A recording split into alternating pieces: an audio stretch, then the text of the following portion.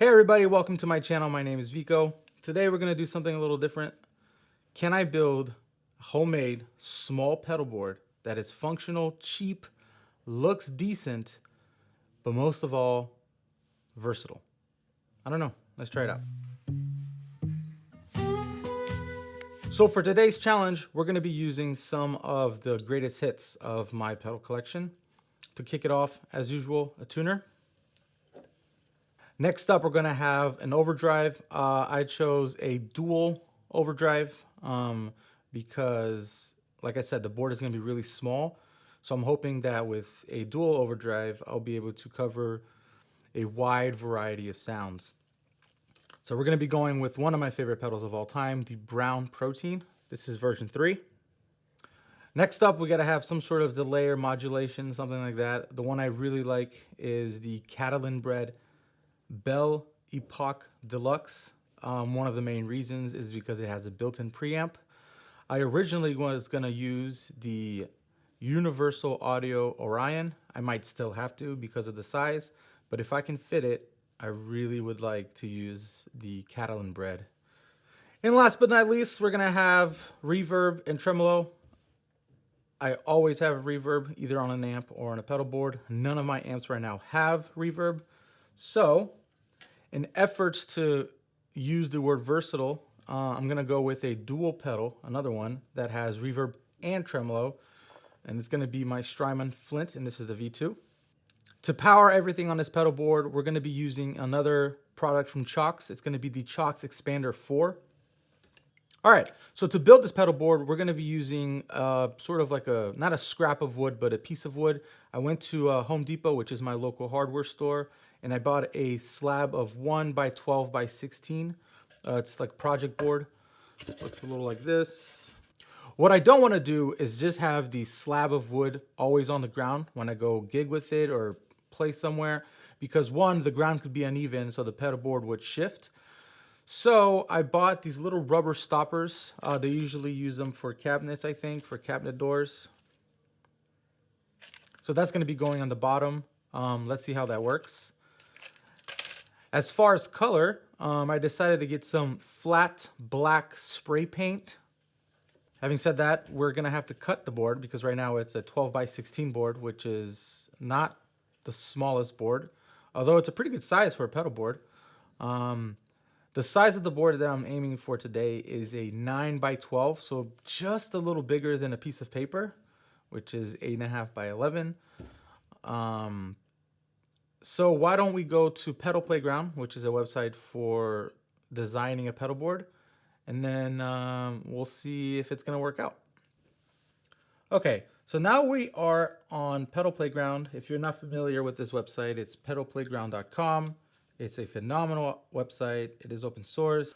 So this is sort of what I was thinking. Because everything's gonna be top mounted, I had to make sure I left space for the power supply.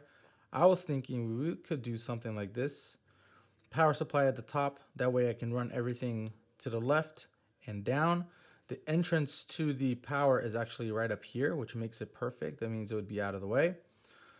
As usual, we'd always start with a tuner for me, and we would end with reverb. Now the problem here is that because these are all sort of wider than your traditional pedal, like the dual overdrive here and this big delay pedal, you start to get cramped, right? And what you don't want to do is have to hop around to use certain pedals. So what I think I'm going to do this time is I think I'm going to move the reverb up, because realistically on my style of playing, I'm not hitting the tremolo on and off or the reverb on and off during songs. So I would have no need to have a way of accurately pressing these on the go. And then I'm gonna have the Bell Epoch Deluxe at the end here. I think this might work. It's really gonna depend on the patch cables. I think it'll fit right here. I think I'm gonna be using some of those EBS patch cables because they're really thin. And then the reason I have this Lele P-split here is I was thinking about putting it right here.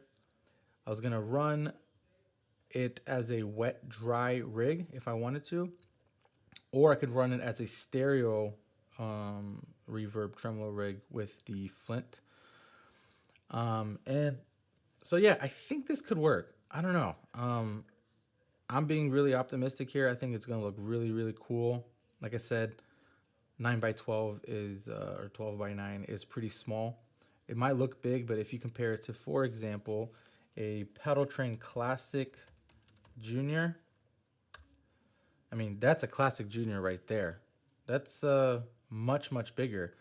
For those that watch my previous video where I had the monorail small, this is the size comparison.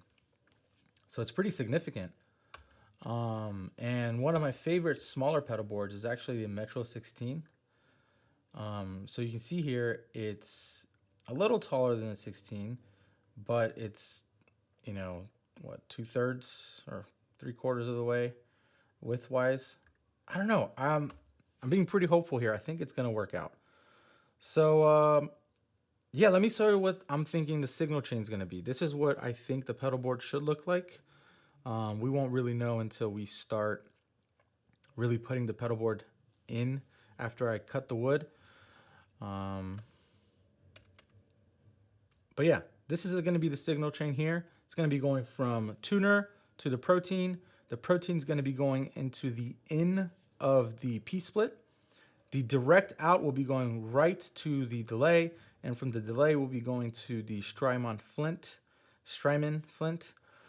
That leaves the isolation output here, the isolated output open. So if when I do want or do run a wet dry rig, it'll be fully isolated. I really hope this works.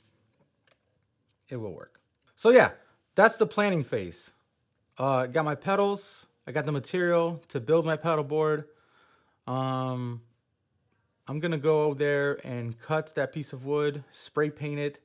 It's probably gonna be a couple hours, maybe a day or so, before I can start really using the newly cut pedal board to start putting pedals on there. Yeah, let's see how it goes.